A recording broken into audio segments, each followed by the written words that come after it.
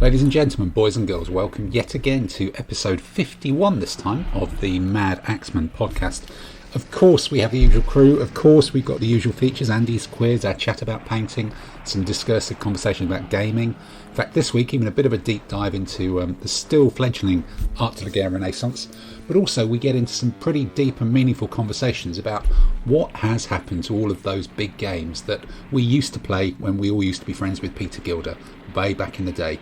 It's a long one. We cover it 2 to 3 weeks after every other podcast, and it's coming your way. Sit back and enjoy the podcast. This means war.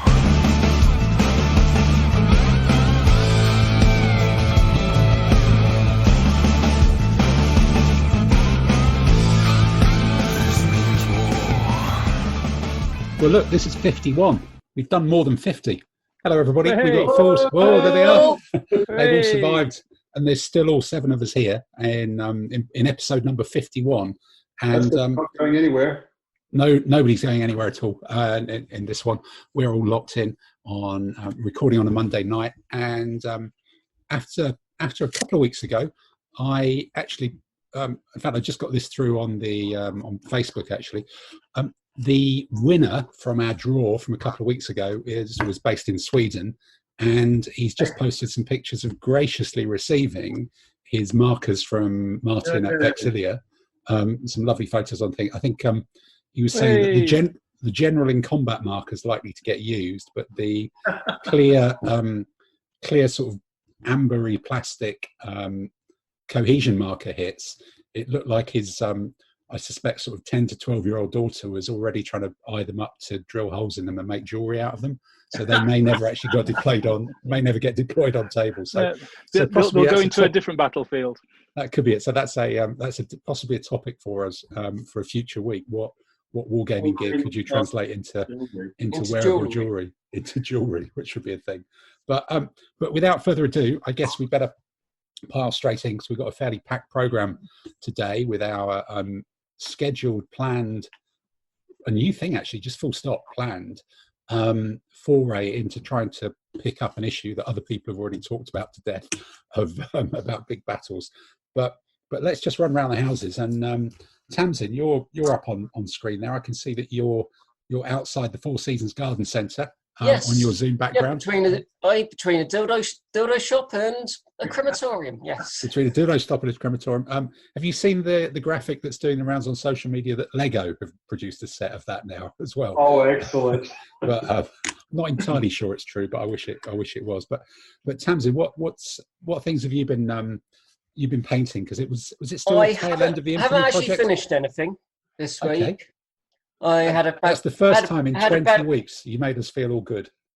Yeah, I had a bad week for insomnia, which left me pretty crap. And then yesterday I woke up and I'd somehow wrenched my right shoulder during the night.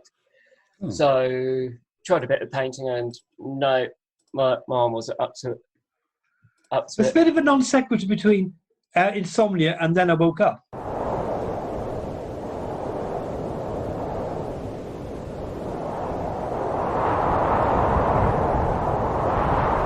I had insomnia during the week, was feeling crap, so I didn't really get any painting done. And then I'm just wondering. Sunday morning when I woke up, I was just wondering how Cool, vigorous your brushstrokes must be if wrenching your shoulder puts you out, because these are only 15mm figures.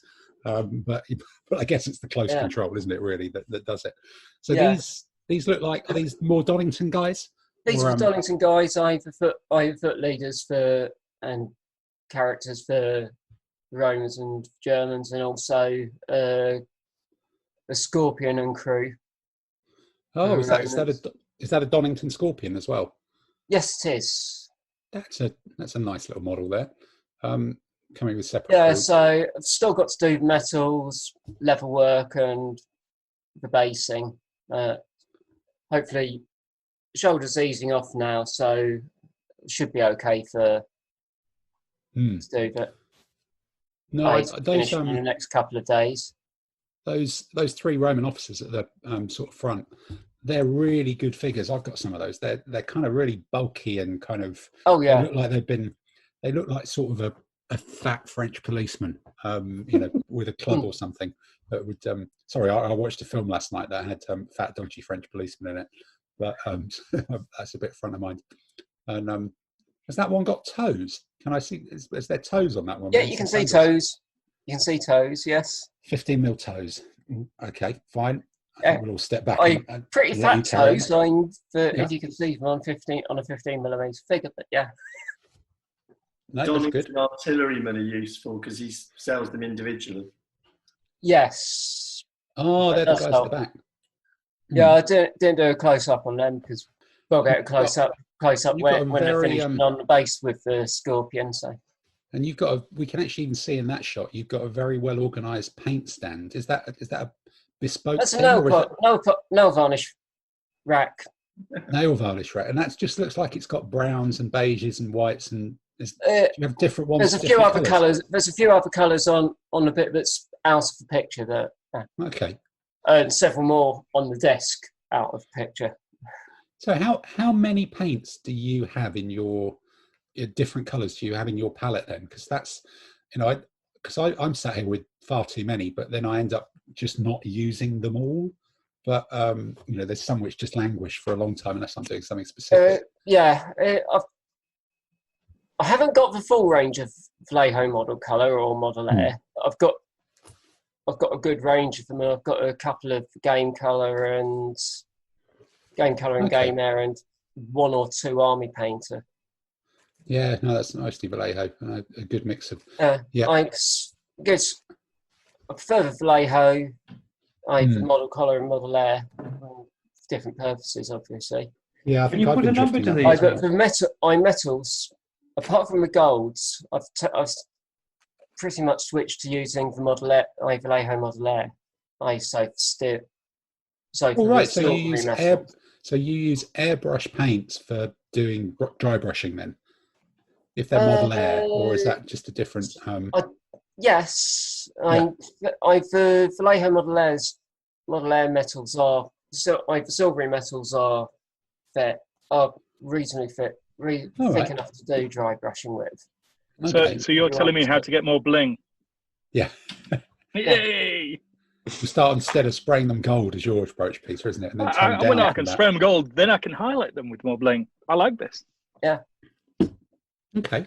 No, I've never even looked at the airbrush colours. I've just assumed that they would have a different consistency. But the standard, the metals are fine. Either gold colours. Oh crap! Either copper's good, but Copper's the good. Gold's not good. golds and brass are A bit meh. bit meh. Either brush painting it, either definitely meh. All right. So what do you use for gold and brass then? I use model colour ones, but Just a straight model colour. I usually mix those with Vallejo glaze medium to make them a bit more fluid. Easier to because So there's a thing called Vallejo glaze medium. The model colour metals are thick. Right. Oh, okay. They're kind of proper gloopy stuff. Right. Yeah. Okay. So it's been a week of staring frustratedly at some 15 mil stuff that you've been trying to do then, but you still made some progress and probably blitzkrieg them next week. Yeah, hopefully. Okay. All right. Dave, you're painting away at the moment. What's toothbrush? No, not I was going to say not toothbrush between the teeth. Paintbrush between the teeth, and that's a lot of paints that you're waving at us there. They look like are they Army painter? Just his blue colours. That's just his blues. Yeah, that's a proper. Size. Yeah, that's a proper set, just of blues. And those are Muji makeup boxes. From Muji, you're such a stylish West End shopper. Is there a Muji in John Lewis in Sloane Square? Is there a Muji franchise? No, the one on Tottenham Court Road is the Muji I used to use. Oh, right. There Okay. and that. But they didn't have a good haberdashers, so you had to go to Peter Jones. Wargaming, very good for wargaming. Right. Okay. So what are you actually painting? Never mind your interior design and fashion tips. Württembergers, one of the last regiments of the division now. Have they got a funny name? Oh right, so so that's a good point. Hang on a sec, I'll just go and Captain get. Steffner? Now, what have I done with them? They're a bit. Well, I've just put them in the other room to anti-shine, matte varnish them. But I've got flags for them now. So the Frankemont division, which has got a very nice pink flag, and I've cut. So War Flag Geezer sent me the flags. Very nice guy, Stuart. And I've cut off his little trim where he says which regiment is which, and I've stuck it on the bottom of the base. So wow! So you're not going to forget when you forget. Yeah. No, that's impressive. Well, there's only 4 regiments. You should be able to remember them, really. Well, there's von Schafferstein and Frankemont so far. You're not going to mix those names up, are you? There's a couple of Prince thingamajigs and things like that.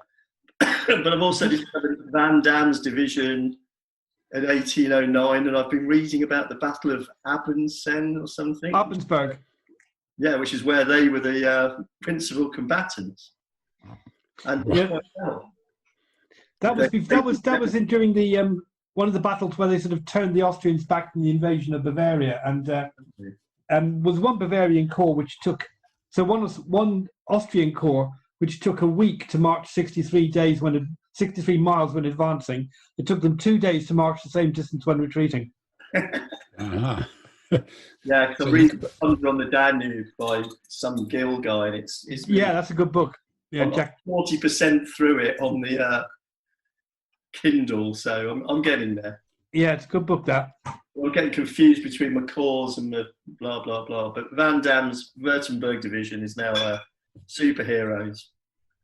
But that's kind of the end of the that project. I don't know what to do next.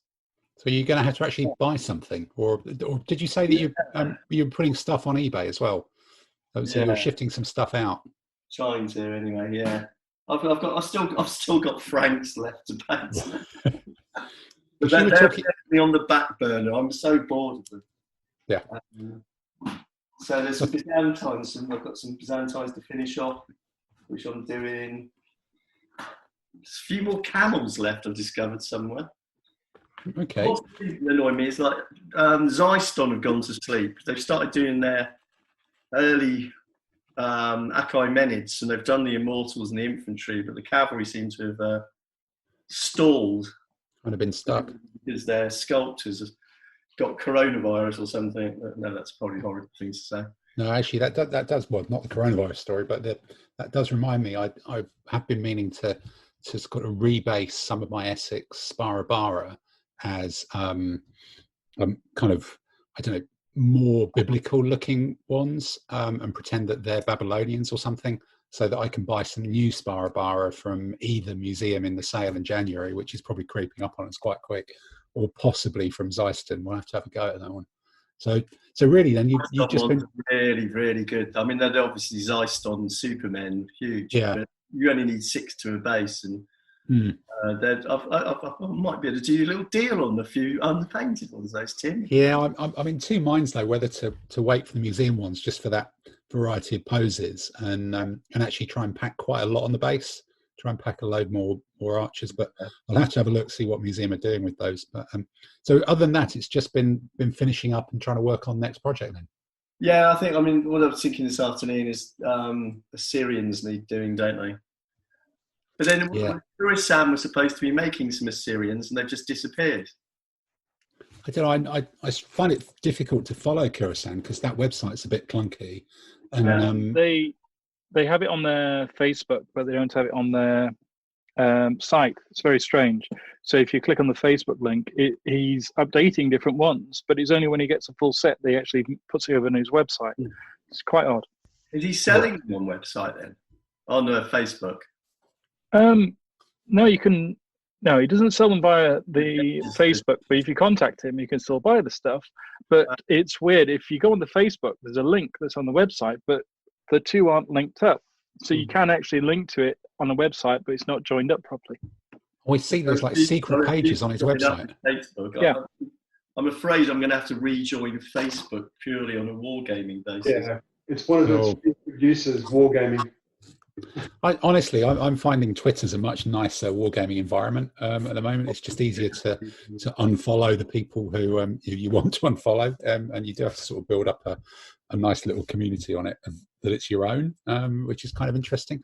Facebook's a lot of volume and a lot of noise, and a lot of pictures. As you found out this week. No, there's all sorts of stuff going on with it, definitely. But I'm just finding Twitter's a bit more friendly. But all right, so not much on the painting front from you then, Dave. This means war.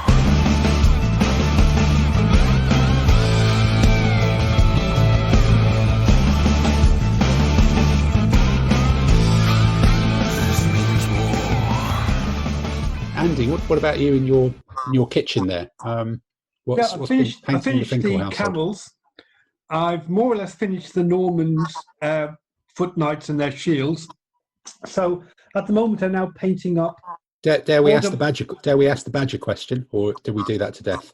I've done a badger on the flag. I'm not sure it shows that too well.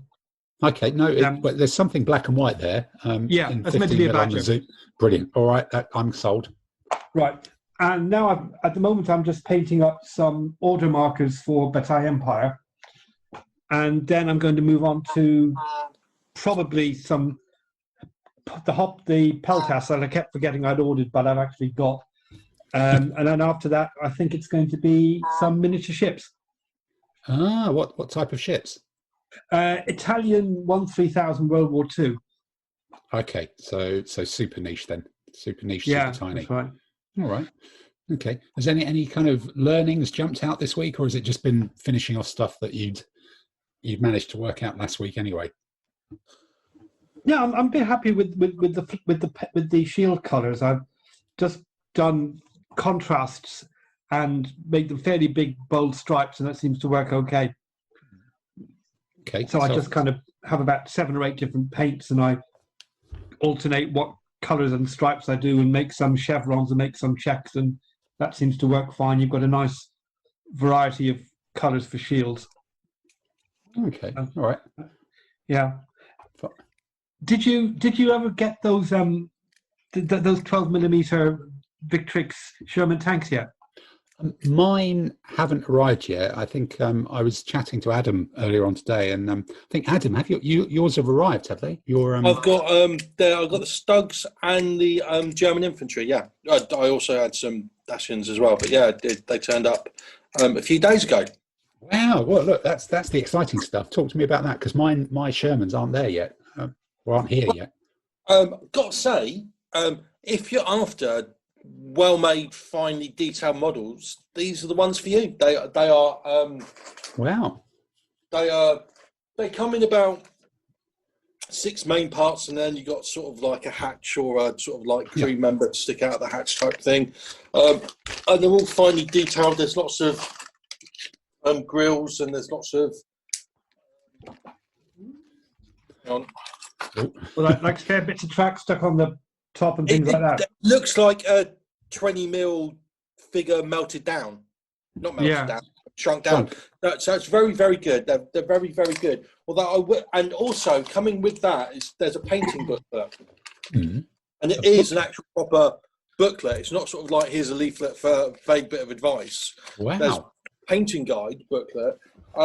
But it's all kind of interesting, really, because 10mm, I do 10mm because I look upon them as wargames counters, wargames figures.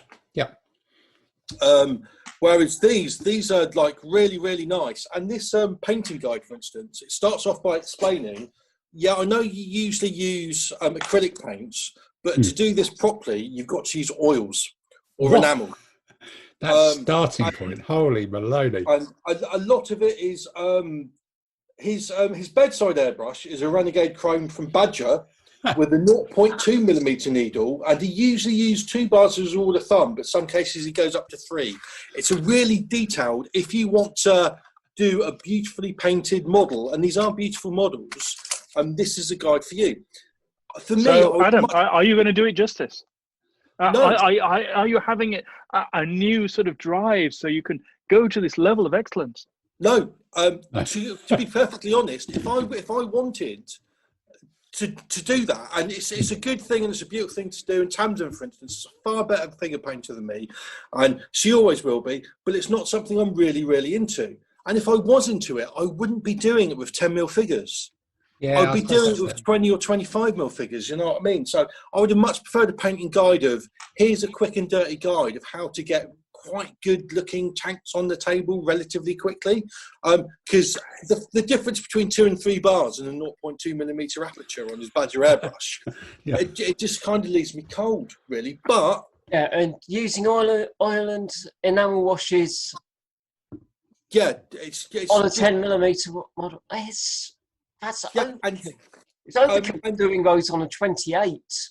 I can't see the work. Yeah, no, exactly. Sorry. The work- Can I have a moment, please? Even Tamsin said that's a bit over the top. I mean, we're really, Yeah. I think that's Quick- the first time I've heard that one. Quick The moment oracle of has silence all spoken. round. Yeah, Yeah. absolutely. That's So astonishing.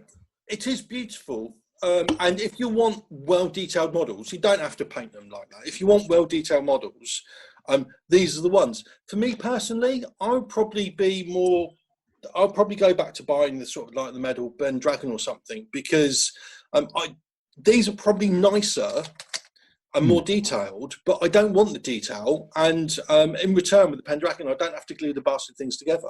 Right. Excuse my language. You know what I mean? It's sort of like, I want good enough. If I wanted this good, I would have 20 mil, 25 mil. So they're beautiful. They're really So- I'm curious as to how they would Adam, you're compare basically to feeling Pendragon in guilty. size. Sorry, I'm curious as to how they compare to Pendragon in size. mate. I don't know.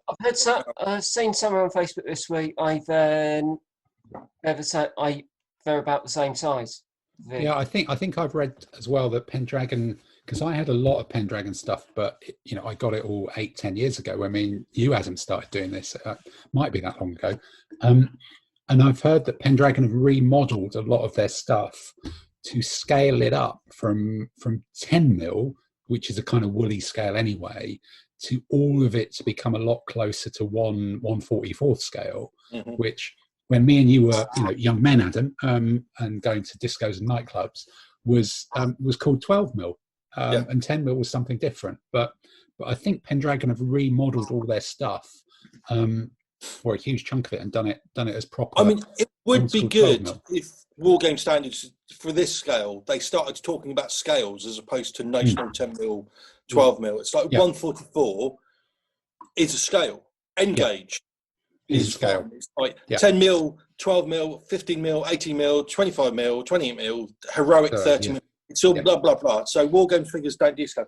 And for me, again, it's like, especially with the World War II stuff, I don't care too much. If it's the same model tank, if it's a Sherman, I probably wouldn't use different companies' Shermans in the same unit. Yeah. But I've got no problem of a slightly oversized Sherman shooting at a slightly undersized Panther, sort of like 90 centimetres away. I play games with them. I don't do dioramas, so I'm not too worried myself. Yeah, but I think although part of that scale thing is that for vehicles, I think my understanding is it's sort of, with Pendragon changing their molds, it's moving towards 1/144 scale for vehicles. Whereas for infantry, you've always got that question about how tall is a bloke, or whatever, and are they wearing a hat? But infantry are probably better slightly over scale, because then you get a bit more detail on them, and they're not, they're just slightly different to the tanks. So my suspicion is most stuff is moving towards 1/144th, and that's not such an issue as when me and you got our sets of this stuff first time around a decade ago, and it's done. Because this week I got delivered some stuff from Red 3 that is a little company who a few of us saw at the Plymouth show in January of this year, when shows were still a thing, and I ordered some more from the bloke, and they are that thing you said about simple but simple enough. These are really, really clean castings. I ordered some I'm trying to think what I got, mostly 251s, the Hanamags, and because they are, you need half a dozen of them, and I had a real hodgepodge in my old collection of different companies and scales, and they all look different. It was a bloody mess, and I've sold them all off on eBay now to things, and I've just got 6 which are all the same, and the quality of the casting isn't in the detail and the the rivets and the rest of it, but the quality is just, this is really clean. And I found that sometimes some of the the 3D printed stuff and even some of the Pendragon stuff can be a little bit rough in terms of its casting. These ones look like, it must be brand new molds and they're in some sort of different metal. And I posted a few pictures on Twitter and on Facebook, and the comments coming back, people were going, they are really, really, really clean things. And particularly I like the infantry. I like the molding to the infantry guys sitting in the half tracks. Little guys sitting in the half track, and then the 250, the recce vehicle. I got like one with a commander's vehicle and one with a 30mm cannon, and the 30mm cannon and the 2 or 3 crew was in a little module that drops into a neat space in the back of the 251. So you're not faffing around with separate crew. You're picking up a little square footprint block and slotting it in, and then they'll be able to swap out with the 75mm short barrel gun or all the other different bits and pieces into a same one. And it was just the cleanliness of the casts. And I got some Panzer IVs from them in January and a couple of other command vehicles. So I'm kind of waiting for a few more of those to come out, but I did also cave in and buy some a couple of bits and pieces from Arrowhead, which I think are the gold standard for, or certainly were the gold standard for that when they used to be called Wargames South. And I've got a load of Germans sitting on tanks to kind of sit on the back of the tanks that I've got coming as well and doing that. But sorry, Adam, going back to you, we talked about the Stugs and the other stuff. Have you been painting anything, or has it been mostly waiting for that stuff to arrive? You were saying you might have a hiatus last week. Well, yeah, weirdly enough, because it's like I'd put a lot of effort into finishing off the Romans, so I wasn't going to do very much. But last Monday, when we were doing the podcast, I just got me some Asian cataphracts out to sort of start cleaning them up. And they're warlord figures, and they're really, really nice. There's 12 of them. Some have full cataphracts, some have just got the front half, some have got the body without the head, and it's going to be a lovely looking unit. And there wasn't too much cleaning up to do. It's like drilling out the hands. They give a really nice wire spear. It's got a leaf head, so it's properly moulded, and it's nice, sort of like solid spear. So the day after, I was thinking, well, they're actually quite quick and easy to clean up, and I've not got anything to do for the next 3/4 of an hour. So I sort of like, cleaned them up. And then the day after that, they came as horses with the rider's legs, and you had to glue in the body. So the day after that, I thought, well, gluing in the body won't take too long, so I'll just kind of get that done. And I was thinking, I really wish, I'm not sure how to glue this. I really wish there was some sort of like podcast or something that I could refer to for advice about glue. Yeah, I don't suppose if you could suggest anything. I think we probably could find one for you. Yeah. I think we'll look back in the archives and what material are they? Sorry? What material are they? Oh, they're metal. They're metal. They're warlord. Yeah, they're metal.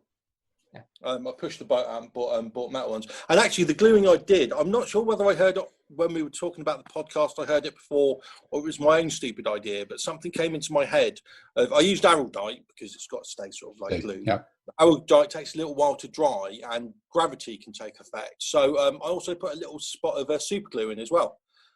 So the super glue held it while the araldite dried, and that worked really well. And then the day after that, I think it was the only day last week where it wasn't raining.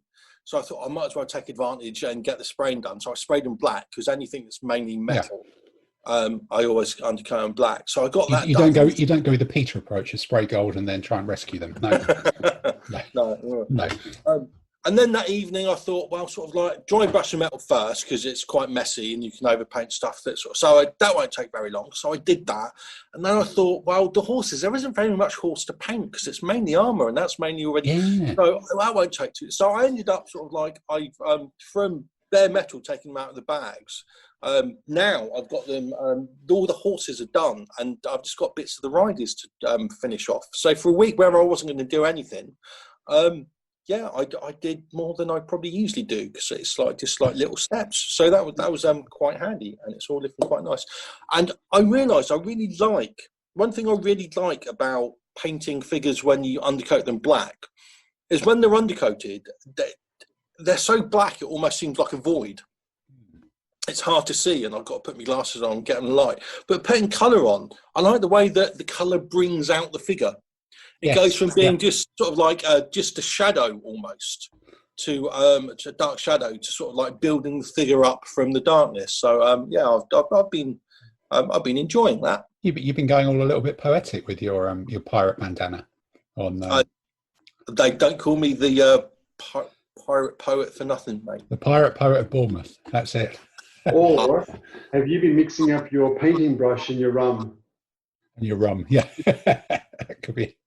Yeah, we'll be reading the Bournemouth newspapers for weird stories of strange happenings of banditos in the night. I imagine. This means war.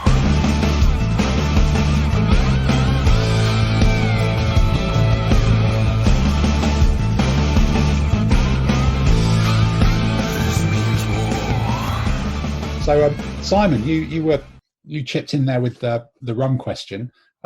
What have you been spraying white this week? Or no, I know we've gone past that stage. You're now doing frilly shirts or something, aren't you? Yeah, so I've now finished off all the pike and shots that I was working on last week. So finished off 8 bases of cavalry. So these are English Civil War horses with buff coats, big pistols, and all that charging in. And I finished off the musket only and a couple of, as a wargamer tends to have, you find that you've got a bunch of spare figures. So they became some later tercios. And then I went back to some of the older models. And as people have commented, since it was raining, you couldn't do anything. I've got some glue. I've got a whole bunch of banners I printed off. Let's have some fun. So various units got banners added. Glue, let's have some fun. Yeah, back to the glue, aren't we? Yeah, that's always part of it. Yep. Well, things you can do with various types of glue and rain and all that. So, but anyhow, the models all look good, and you can definitely recognise some of the units now with various heavy metal bands as banners and things like that. So, has it been one of those weeks where you feel, because when you add banners, sometimes it feels like you're making huge progress on stuff that's taken ages to get to a halfway stage? Was it one of those weeks, or is it still? Are you doing the banners a bit too soon, almost, in the process? No, because I pre-staged a lot of the banners, so I had a lot of options available, and it was just good to actually get the banners onto the units, because then once they got the banners, they've all been flocked as well. So it's like, and now I've got pike and shot done. I might have a few too many, but that's a whole other story. You can see the Swedish units, you can see some of the French units and things like that. Sorry. In the same way about Tasman with painting, you saying you got too much pike and shot. That's like, I think it was a Friday the 13th recently. It's just, Peter, only a few, this is just weird. Only like a complete army too many. That's not overdoing it, is it? I once remembered someone very wise once saying in relation to collecting war games figures, it's impossible to have too many of something you didn't need in the first place. Yeah, that may be the secret that we're looking at here. Then definitely. So it's really been Renaissance, and you've sent me a copy of the Renaissance rules for ADLG, which I'm going to have to hack into, because I've been doing quite a lot of painting clearly over the last few months. Yeah. And I just feel that rebasing feels like cheating. There's a lot of stuff that you could rebase, and then suddenly you feel like you've got an army that you did have before, but you've retarted it up. So in some ways, it's wasted work.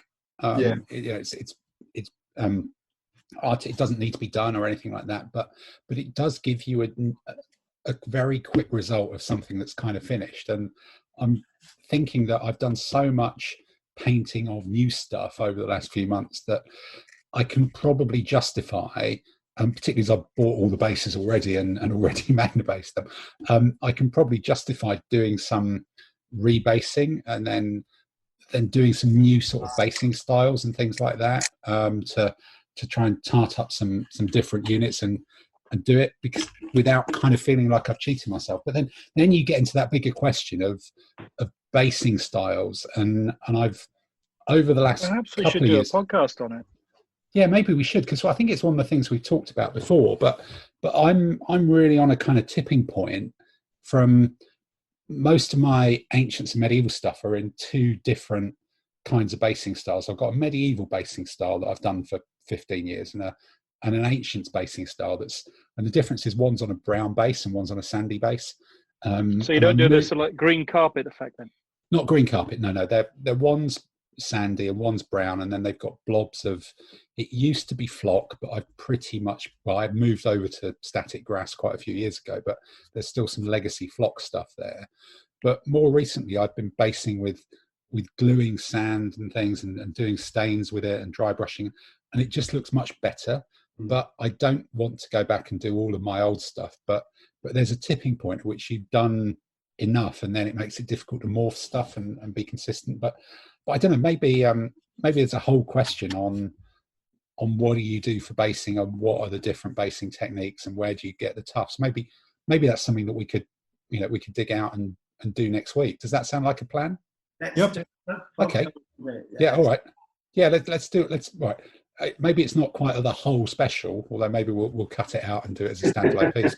But yeah, let's do it. Let's do a basing thing so that it might give me some steer, because I've got a ridiculous number of Vikings that need to be rebased, and some of them might end up on eBay because I've just got too many. But it would be good to get the group's view.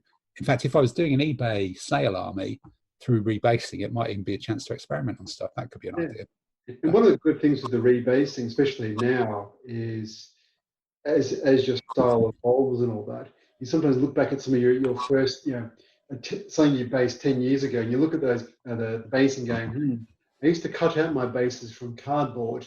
Yeah, they look like yeah. Yeah, no, I'm literally doing that at the moment. I've got on the work desk here. I've had loads of all those 1/300 scale tanks that I've refurbished to load from my brother, and I've got buckets of the thing. And there's still some sort of 6 and half a dozen of this and that, the other hanging over that I never really got around to finishing. So I've got, I think, about 10 of the printed plastic ones, T55s, which are they're throwaway junk tanks. So they just look like tanks. They look like a child's drawing of a tank. It's fine on that one. And 3 chieftains, and I'm trying to match it up with some of the basing that I did years ago, and it's kind of tricky. And then you're thinking, am I ever going to use these? I've already got far too many of them. But it is just old basing. Not too many tanks. In 6 mil, you can't have too many tanks, especially as a Russian player.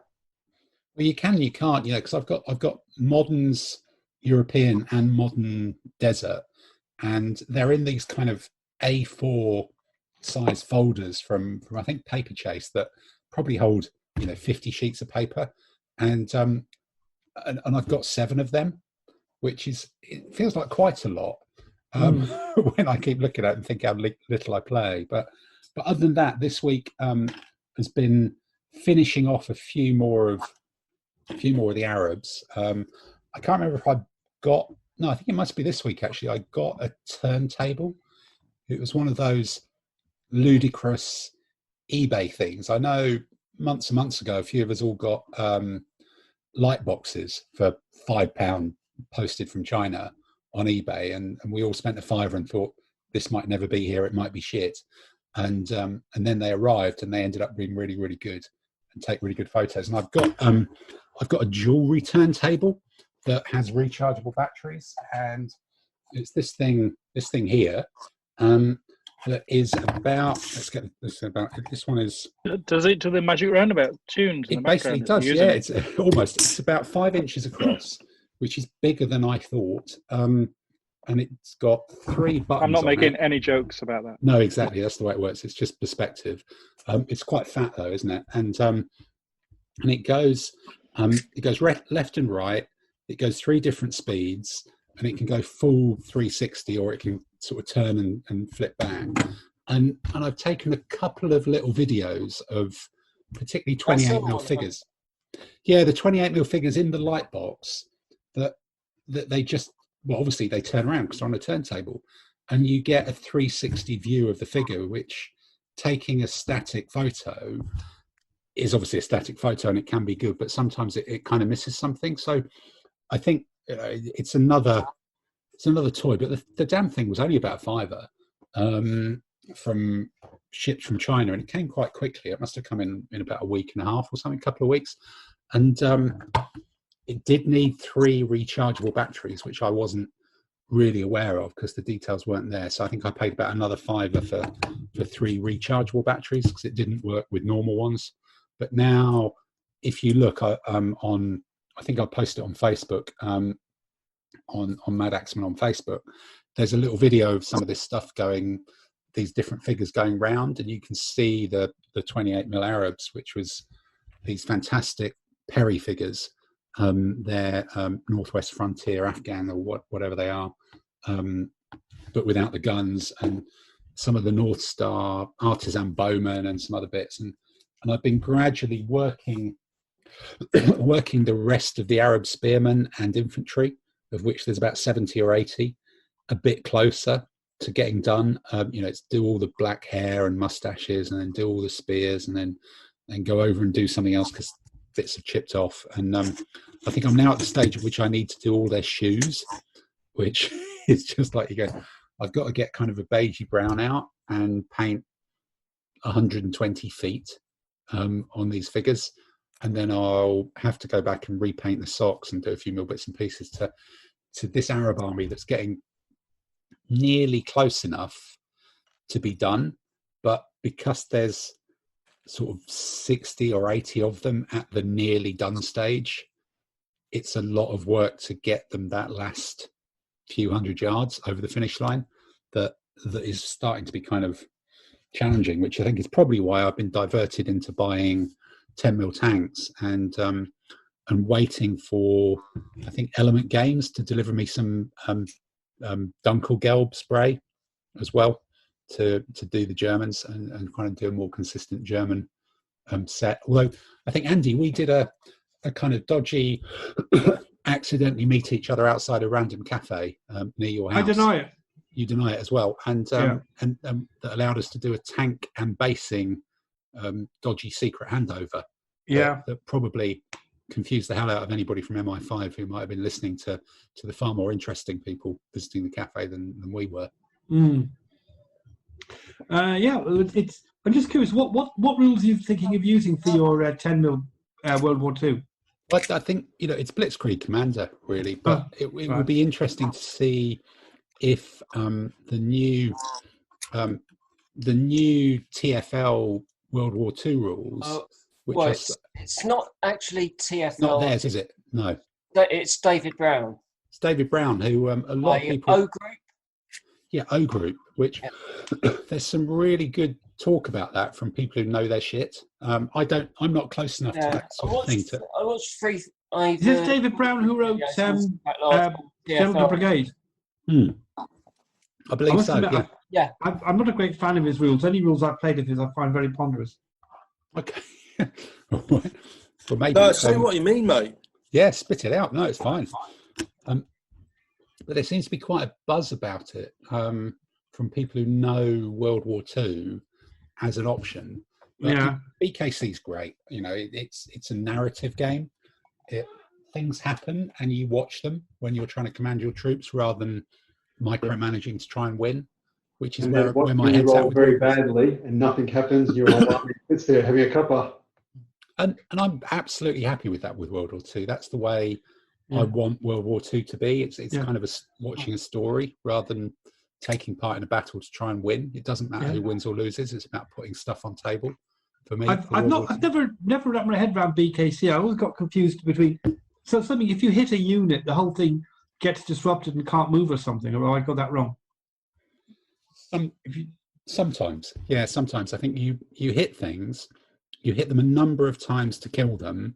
Yeah. But each time you record a hit, you've got a chance of suppressing them, which takes them out of action for the next turn.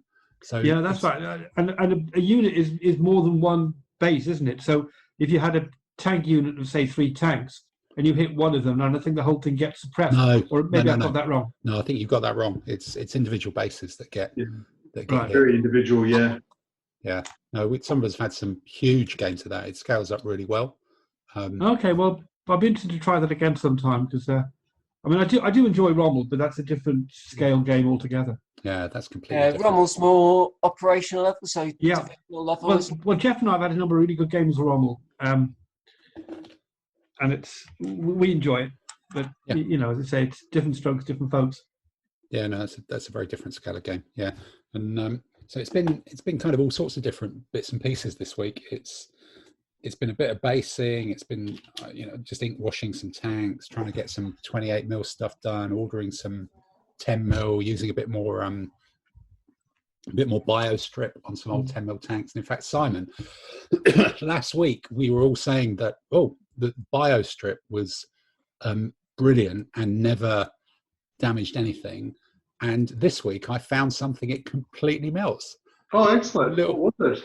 Yeah, it was a little bit awkward. So I've got some of those. It wasn't a sideboard or something like that, was it? No, it wasn't. Thank God for that. No, it was. I've got some of those pre. You're not supposed to drink it. Well, I think I'm off the beer from Beer 52 now. So I think they've been starting to scrape the bottom of the barrel, so to speak, with some of their obscure types of wheat beer and things with crusty bits in the bottom. So maybe there's some of that, but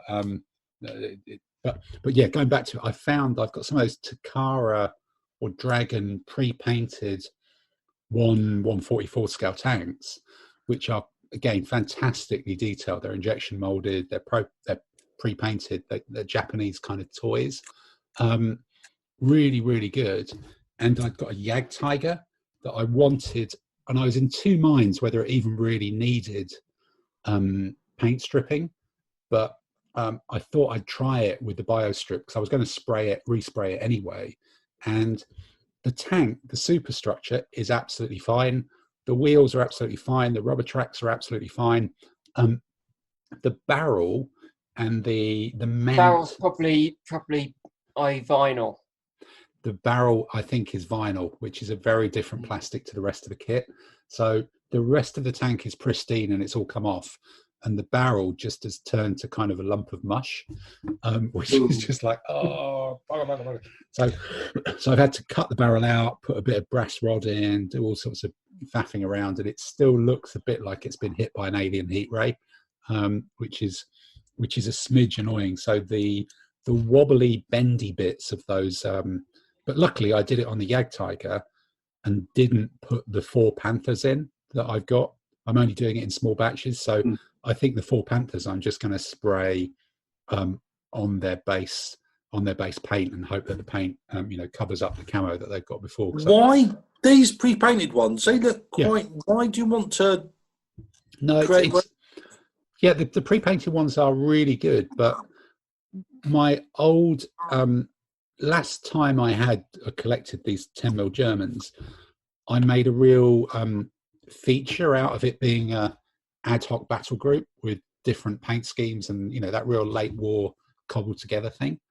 And I liked doing that at the time, but at some point I fell out of love with it, and I went, actually I want a whole set of tanks that have all got a proper camo scheme on that's consistent.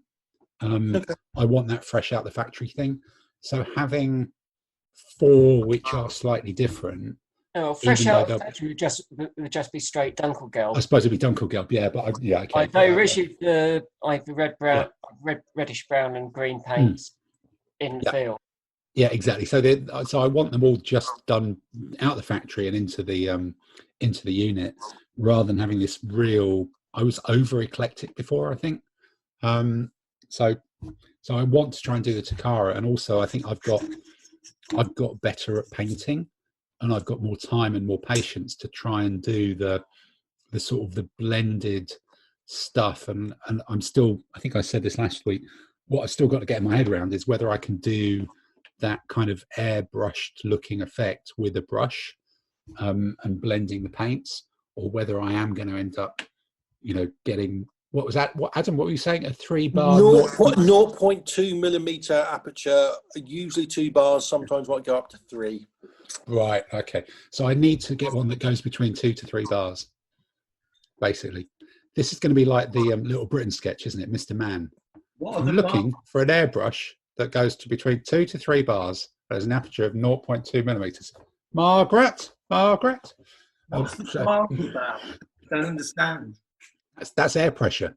Right, I was going to say, is it? I did wonder, and I thought, wow, okay. That's air pressure. So Margaret will be getting an airbrush possibly on that one. You have to have a compressor for this or something. It could be. This means war.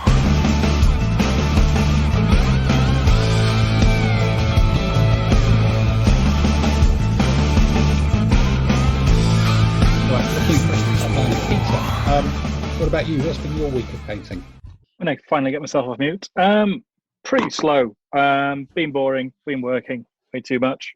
I've had a whole Look, I think bunch we of can. stuff I think we can all to be do. grateful for that, can't we? We've seen the results. It's been fantastic. We're all Yeah. back to trade shows tomorrow, and it'll be fab. Gaming by January. Hopefully, yeah. Yeah. So basically, Yeah. just been very busy with all that fun stuff. Okay. But lots of stuff I want to get around to. Just hopefully be dabbling more stuff later on this week when things calm down a bit. Right. Okay. So nice, simple week for you then. All right. Okay. Yeah. By about Thursday next week. By about Thursday next week, it calms down. Well, we'll all be watching the news for you to appear in a pair of spray-on gold Superman pants or something, diving down to I've got sailors. some gold No, lame don't tell us. Speedos. Don't tell us. Don't tell us. It's I wore them really in the not- Pacific sailing. Yeah. What happens in the Pacific stays in the Pacific. I think when it comes to We were you 400 and your miles gold offshore, so Speeros. they fit quite nicely. I bet they did. Right. So with the painting piece done, who's been gaming this week? I think Mr. Leroy Mayer, you've got both hands up in the air. Have you had a spectacular gaming experience? Saunders too. The Finkulator, have you been gaming? Yep, that's it. I've done some gaming as well. So is there an Adam gaming thing, or no, you're just not online? Tamsin, anything from you? Right, so I'm guessing there's three people here who have played each other in some way, shape or form. So Simon, do you want to kick off with your side of a story of either a great victory or a terrible defeat? So Saunders and I had our first game of ADLG Renaissance using Tabletop Simulator. So that was quite a hoot. So we had the classic 30 years war Swedes versus Germans. And there was blood, there was violence, there was mayhem. Both our wings, mounted wings, collapsed with cavalry going through the sides.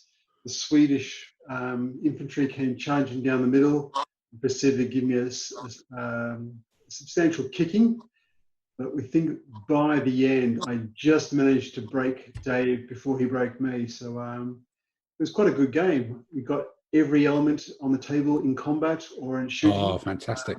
Fantastic. Nothing wasted. Everything was involved. So did you actually, because that's always the big challenge with all things Renaissance is, can the cavalry break through on the wings and influence the center at all? Did that happen, or was it a sweep away on one side and the other? Or because I guess that was a real challenge for Renaissance generals, because sometimes it did happen and a lot of times it didn't. Yeah, It just ran off. Sorry? Oh, So sometimes the cavalry just ran off. yeah. Just went looting. Yeah. Yeah, we had on both flanks, the Germans slowly pushed their way through and started punching holes, and you could visualize what was happening. The Germans held the Swedish charge, started to push a few holes through, then very quietly a couple of units were able to break out into the flanks and then did the hard turn and started to do the Pac-Man effect of rolling up the mounted. Meanwhile, the infantry saw what was happening, just went right for the baggage. And Dave's artillery was in about a turn away from being charged to the ground by a Crassi unit. Just as his Swedish arrived and proceeded to give some of my German infantry a substantial kicking and showing why the Swedes were well good. So it was quite a good game. We had there may have been a few whiskies involved, and And it was nice drinking during the game. It was nice to get a good game of Swedes versus Germans, because often as Tim, you and I played in Fog Renaissance, the Swedes were never a very big army, so they were good, but you could get into their flanks in a couple of turns flat, and you could basically rip them to pieces. Yeah. Here, it was a little bit more matched up, so my army was slightly wider, but still, it wasn't a rollover in 2 turns flat. You actually got a good couple of hours of game, and you felt you could push and do things with a bit of terrain and all that. It really made a big difference. It was quite enjoyable. I thought. Simon, I've noticed when we've played it that you tend to find that one army hits its break point before the cavalry can tend to roll up the infantry. But is that about how you play the game rather than how the game plays out? Because that has to be, within your control. Because it's interesting in a game. We'll talk about a game I played this week as well. That sort of dynamic of, if you go into everything in a line at the same time, the infantry combat will just take longer. Yeah, because it does. And the not the skill, that's almost the wrong word for it, but the self-control is actually to, if your plan is to win on the flanks, the challenge is to make sure you commit on the flanks first to buy yourself some time. And that's a bit of kind of game management or battle management, rather than just going, we'll put them all in the middle, they'll all hit at the same time, and the flanks should resolve quicker. Well, yes, you can do that, but sometimes it's never entirely clear at the beginning whose cavalry wing is going to overcome the others. Yeah, so in this game, isn't it? Sorry, Adam? That's a good thing, though, isn't it? Not being sure who's going to win. Otherwise, it gets a bit boring. I guess it depends what you're... Would you think it would play well win. for expanding up to make it into a quite large, big battle? I think it would. I reckon you could very easily do, say, the Battle of Lutzen as an example, where you had a very distinct Swedish army, a very distinct German ally, the Saxe-Weimarians, versus a mass German. You could break it up to 2 commands, and you could get either a very large table or a couple of tables worth of these armies are rolled up, now fight as a themed battle. Okay, interesting opportunities. And Dave, you were on the other end of this. What sounds like an outrageous result. Do you think you were robbed? Were you a genius? How did it play from? I played a reasonable amount of Fogar, nowhere near as much as Simon or you. And I liked Fogar. I thought Fogar was a good game. I've played Simon's version of ADLG Renaissance. I played one game at the club when we were really, really practicing, trying to see if it even worked. Yeah. And then this is my second, maybe third game of this. And I had absolutely no problem playing the game, setting it up, doing a list. I mean, I know I've got some sort of background history knowledge of Gustavus Adolphus, so I had some idea of that. I found it very easy to play. Once you played ADLG, it was straight in, okay. Very, very easy to tap it on from one to the other. The one thing I base my army very much around a sort of Fogar, Gustavus army, which has got less cavalry. I think Simon had a lot more cavalry, and he had cavalry on both wings, and I think that made the difference. I had no cavalry on one wing, but it was real cut and paste. I mean, I was sitting there looking at 5 cuirassiers in a Reiter against my 3 much better quality cavalry, and I negated his other cavalry with a veteran pike and shot unit. And it was real cut and thrust. At one point, I thought my cavalry was going to sail straight through his cavalry, but then it sort of ran into a slogging match, and it didn't work out for me. But I thought it's really good fun and worked really well. So do you think, okay, we're talking 1 or 2 games here, but are you saying that you need, or you feel that it was better to have bigger cavalry wings than in Fogar, when they could get sort of slightly, they didn't necessarily have a chance to win on the wings, and achieve much sometimes. I think that was the thing. I think this you can do. I mean, although I did luckily remember the fact you could turn into a square with your pike and shot. What's his cavalry around the wing, which held me on for a little while. If I hadn't remembered that, I'd have gone down by ball with flames. But no, I thought it was really good. I thought it was really, really good.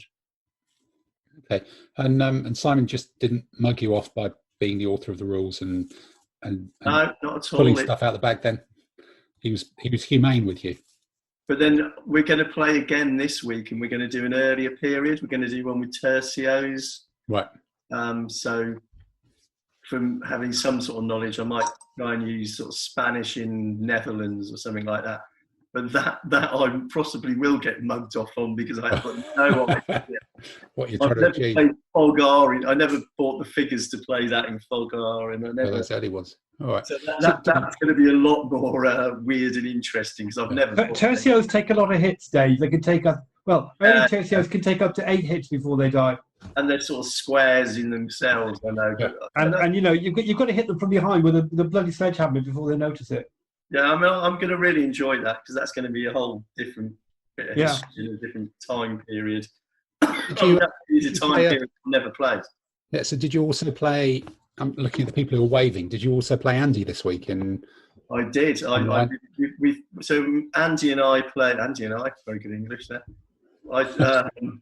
We played a game of BE a couple of weeks ago where Andy rolled me over by his cavalry just charging straight across the table and occupying my back edge, that felt really odd to me.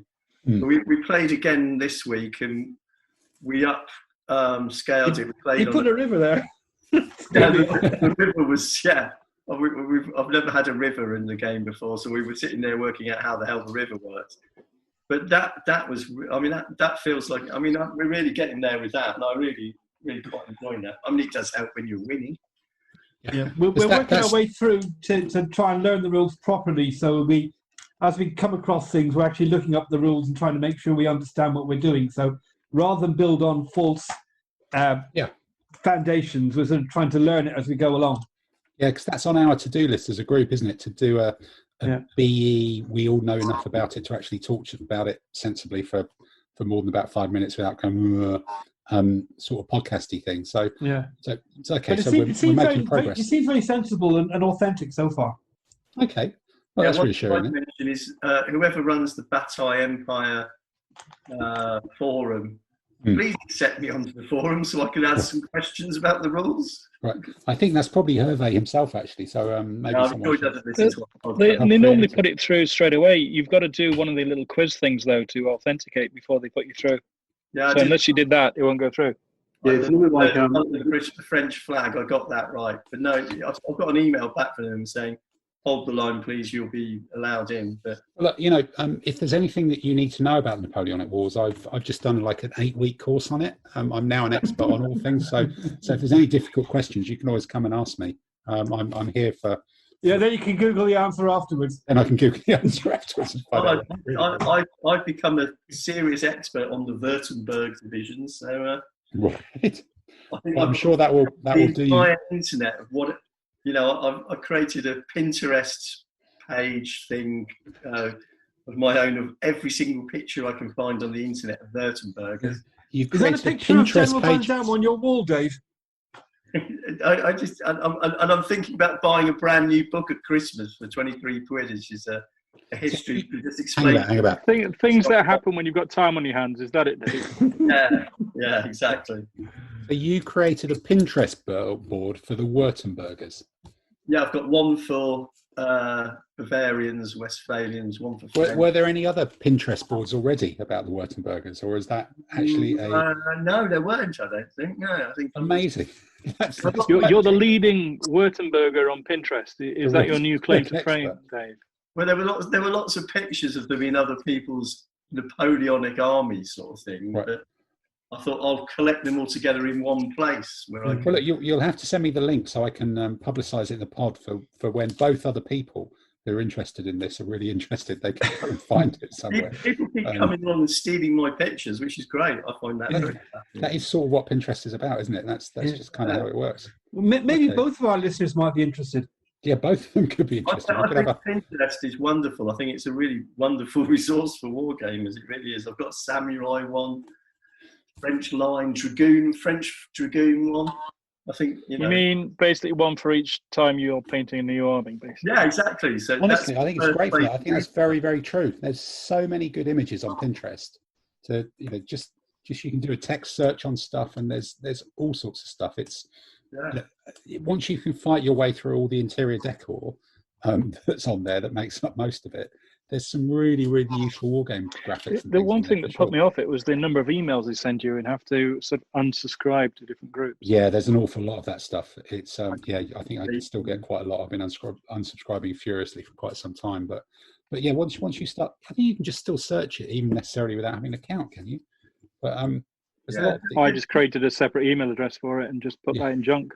You've got a lot of the old 19th century line drawing pictures, the sort of old pictures of Napoleonic figures, which are quite funky and fun, Okay. It's not all Osprey knockoff pictures. It's but there is quite a lot of those, though, isn't there? Yeah. Yeah. No, there's definitely quite a lot of those. Okay. There's a lot of Russian pictures in there, which you can't work out what the hell they are because they're written. Yeah, it's probably something to do with bots and political subversion campaigns. I think. Looks like the Russians are really into their Napoleonics for some strange reason. Maybe the Russian state is trying to bring back the Württembergers to unseat Western democracy or something like that. Or Borodino, I think. Possibly. Well, my kind of gaming this week, just to wrap this one up, then is I actually played a TTS game against Phil Gardocki, who is the guy in the States who does Phil on Ancients. Yeah, he does Phil on Ancients on Blogspot, and he does more battle reports than I do, which is slightly irritating yet also reassuring, because in some ways it'd be slightly disturbing to find that I was the most. So was he using the Anglo-Irish as he always does? No, we had it was the first game we played, and I think I was hoping to meet him at Cold Wars earlier on this year, but because of kind of incipient COVID, he didn't come down to it. But so we arranged the game. When you're doing a first game, I always think doing textbook classical stuff is really good. So we did Camillans against Pyrrhic, which is an army he'd not really put together, and we both are in the process of doing reports on it. I'm doing a video report with a kind of talk through, and he's doing a written report, and then we're just going to exchange them and then probably do a quick Zoom chat to talk about it from both sides of it. So we both release the reports of the same game at the same time, and then do a kind of a joint piece together as well. Which sounds good. kind of fun. But did you win? Well, of course I did, mate. Yeah, that's the way it was. That's the Which only side were you? thing, really. I was the Camillans, and put together a Camillan list with I think it was a Samnite ally with a load of medium impact foot, and I took the Ascensi, the kind of mediocre spearmen as well. So I went a little bit light on Legion, Hastati stuff to kind of shake it up a bit. And this is in ADLG. It's in ADLG, yeah. Oh, yeah, cool. so it was actually a different to normal Camillan list that worked out okay. So, but that will be online in the next couple of days, I think, as one of those videos with me talking over it. So if you're desperate to hear much more of me talking for about 30 minutes straight, that's a top video for you. I don't think I've seen anyone have any success with Camillan list. Well, this is a one-off game, so it was in period, but it was kind of an intriguing list. So the list is in there as well. So cool. That will be out sometime this week. Yeah, Dave Ray and I did a sort of Pyrrhus type game about 2 weeks ago with those armies, and since then we've done 2 Carthaginian versus Romans, and I've lost both of them. So Clive may have passed on, but his die rolling hasn't. Oh right, you're still suffering Clive dice rolls then.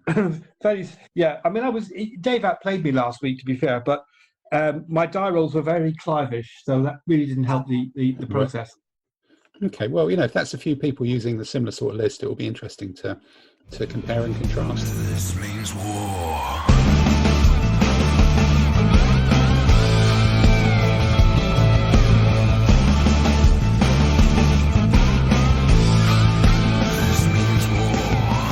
I look with the gaming we've done and the painting we've done now receding into the distance, here is our opportunity as a group to try and do something sort of a bit like what other people have done, because there's been over the last few weeks some chit chat on, I think it started on kind of Twitter and Blogger, and there was a few podcasts about it as well, about the vexed question of, is the age of big battle wargaming over, for one reason or another? If so, why? And I think kind of the question that predates it or provides a context for that sort of discussion is, what actually do we mean by big battle wargaming? That we've been kicking back and forwards in slow motion on WhatsApp over the last week or so to try and make sure that we've got at least some vague structure for this discussion. And I think where maybe this is sort of nod or wave or whatever, but I think kind of the summary that we got to in trying to frame what we're trying to talk about was almost two different things. Is, has the Peter Gilder, and I think Adam, I think you may have actually mentioned this last week, saying what attracted you into wargaming was wargaming magazines in the mumble years of huge diorama, almost, of tens of thousands of figures, almost the Wargames Holiday Centre stuff and things like that. In the Grand Manor. In the Grand Manor, big figures, big units, big Napoleonics, and whether you see as much of that at shows, when shows used to happen, and whether as much of that goes on over weekends with groups of friends in sheds or garages or whatever as perhaps it used to do.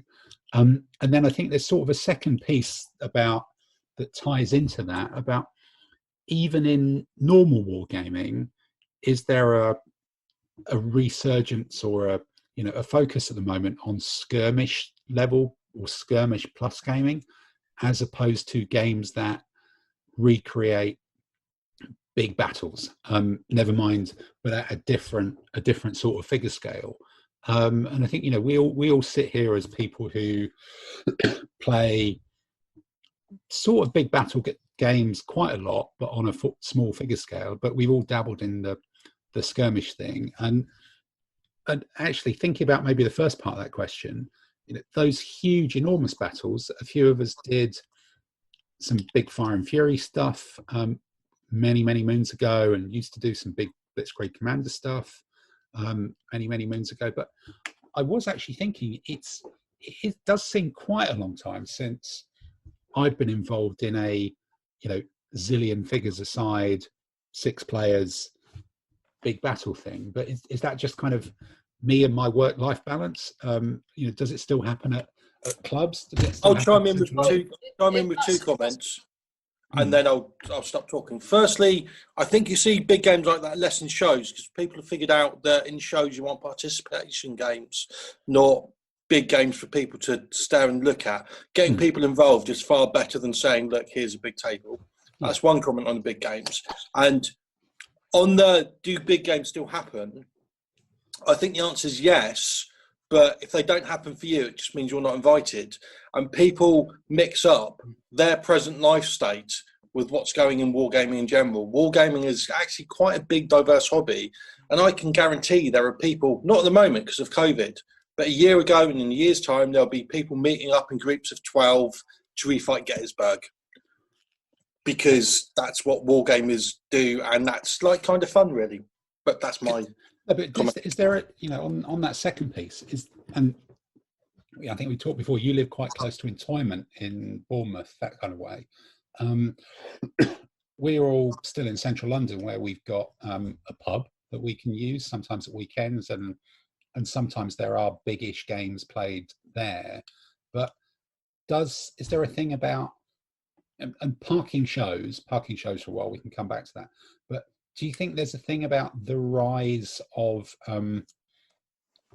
those sorts of Entoyment style venues as a place for very visible gaming that doesn't lend itself to that? I'm leaving this for 3 days and we're coming here all weekend and we're taking up 10 of your tables, mate. Talking to some people at shows, you see people who have got from some of the clubs, sort of West Country, that sort of way, that they have areas and sort of terrain they can leave out for several days. Okay, maybe some there's clubs with clubhouses then that can do this. And as I said, some people doing it in their sheds. On sort of war games blogs, you've got Eric the Shed, and he's got a large shed, big table in it, and he quite regularly does big multiplayer games there. At the club, we've done a regular one on bank holidays. It's quite regular to do sort of King of the Battlefield games, multiplayer, 7 Years War. So how big is big with those? Because I'm obviously aware of them. Generally, 8 players typically. 8 players, and talking several hundred, at least 200 figures per player. About 3 or 4 tables.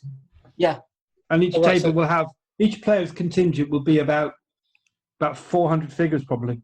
Yeah, so it's a 24-foot table. I know that my Russians, I usually end up bringing them all, and they get split somebody who hasn't brought figures. So Fair enough. Okay. Yeah, but the brief is basically turn up and bring all your figures. Right. Yeah. Unless we're doing an actual refight of an actual battle, which we have done a couple of times. I've run a few at Christmas time. Just the Monday before Christmas, we've done a multiplayer game trying to be based on a historical battle. So this is then. So even in our club, then this is still going on. And a few years ago, certainly Andy and I think Dave, you did it as well, joined in on a couple of things. When Gordon ran a series of big games at his home. Yeah, that's right. His Foggy, they were based on fog. We called them Foggy Sunday. True. Hasn't done one since. So I think they stopped in about 2014. I remember we did one on the day of the World Cup final, because I remember we were doing Tannenberg and I was the Germans, and the Germans won, and the Germans won the World Cup final that day. That's how I remember it. Okay. I mean, I had very little to do with our victory, I hasten to add. That was basically Mark Corbett who won the game for us. But so is this possibly, we're talking about these things still going on, but maybe is this about, and possibly pulling back to Adam's point earlier, about a difference of what facilities are available these days? Are there more clubs with permanent places to do? Is there more people who can invest time in setting these things up? And actually, the difference is people who curate war game shows. In fact, maybe even war game shows. There's more one-day shows, but people who curate the demo games at war game shows have all been reading online how Joe Public prefers participation games, and have been actively managing out those big wow a zillion figure games from the roster. But equally, there are more and more kind of retired, semi-retired people with big sheds. Tamsin, it sounds like you've got an address book of people with big sheds, which positions you as some sort of weird South London gangster. But is it that more people have got facilities to do this at home, and it's just an issue about curation of trade shows? I don't know. I certainly at shows there are some shows that have gone been very active in pushing sort of participation games. Yeah. I think Hammerhead, which is the first show of the year for Newark. Yeah. That is all participation games. Yeah, that's true. That's what they've just. That's what Partisan and Newark. Partisan has it set up so you have one end of the hall. It's all participation games. Yeah. Which vary in size from sort of a 2 foot by 2 foot skirmish to something a bit larger. No. Then you have the other part of the hall beyond sort of the central ring of trade stands. You got the demo games, some of which are participation. some aren't, and those vary in size from a 6x4 table up to I've seen one that was 18 foot by 6 foot. Right. But is that a thing, maybe it's being driven by Partisan, because Partisan, or the organizer Partisan, seem, this is me looking through the lens of social media, but they seem incredibly well connected with the talking heads in the industry, the editors of the journals, and the people who write some of the more, the Lardies and other people like that. Partisan and Hammerhead have got a really big brand within the big voices in the hobby at the moment.